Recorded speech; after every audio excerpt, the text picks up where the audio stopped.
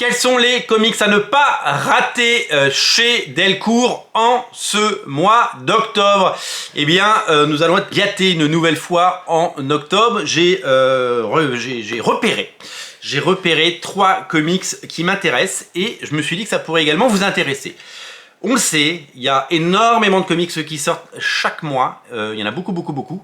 Mais malheureusement, on ne peut pas tout prendre. Parce que d'abord ce serait pas possible, sinon votre salon ça ressemblerait à un rayon d'Original Comics, hein, avec des murs entiers de comics. Alors c'est le rêve de certains, c'est un peu le mien, mais c'est très compliqué parce qu'on peut pas tout prendre, et donc du coup il faut faire des choix, et nous on est là pour vous guider.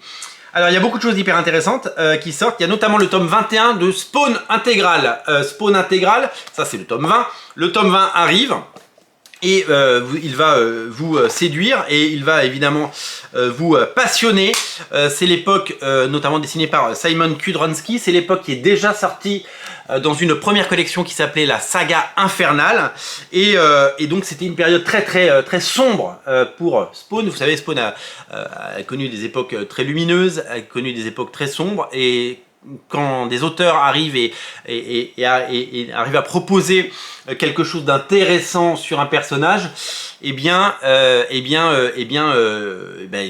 série va dans cette veine. Et c'est vrai que le style de Kudranski, qui est vraiment exceptionnel, eh bien, nous emmène vers beaucoup de noirceur, mais le noir lui va si bien à Spawn, à notre ami Al Simmons, puisque cette série a été pensée comme une série un peu d'horreur. C'est d'ailleurs ce que voudrait faire un petit peu notre ami Todd McFarlane dans son prochain film dont il a parlé cette semaine. Donc ça, c'est absolument incontournable. Spawn Intégral tome 21. Et il y a un autre comics qu'il ne faut pas rater si vous aimez Ed Brubaker et Sean Phillips. Vous savez, ils font beaucoup de choses, et beaucoup de choses sont rééditées en intégrale, en très grand volume. C'est la réédition, et je l'attendais parce que je l'ai eu, ce comics, et que je ne l'ai plus, et que je suis très malheureux de ne plus l'avoir parce que j'avais dû faire de la place à une époque.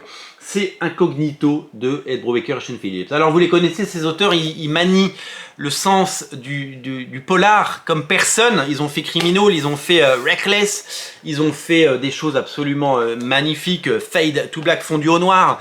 Ils ont fait des récits absolument géniaux, et ils se sont également frottés, donc là je vous montre un petit peu de ce qu'ils font sur Criminal, au genre super-héroïque. Ils viennent du super-héros, ils ont fait du super-héros, ils se sont fait connaître avec le super-héros, mais quand ils ont pris le chemin de l'indépendance avec Criminal il y a quasiment 20 ans maintenant, ils ont décidé de nous proposer autre chose. Et ça a payé, puisque c'est un succès planétaire, et que ils vivent de leur talent et de leur art, et ça c'est absolument génial, et c'est surtout des heures de lecture.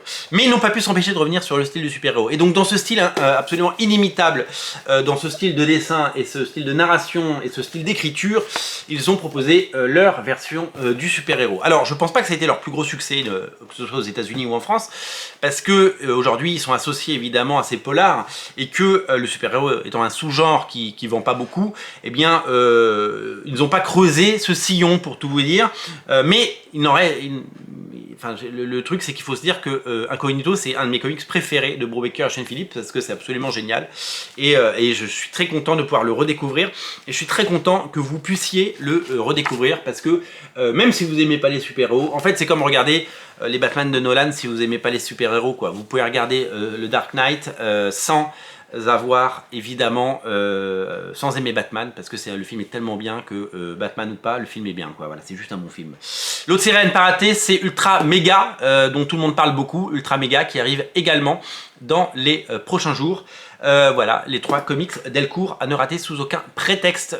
C'est à découvrir sur originalcomics.fr, lien dans le descriptif de la vidéo. Ça arrive en octobre, et c'est disponible dès ce mois-ci en boutique et en ligne. Salut!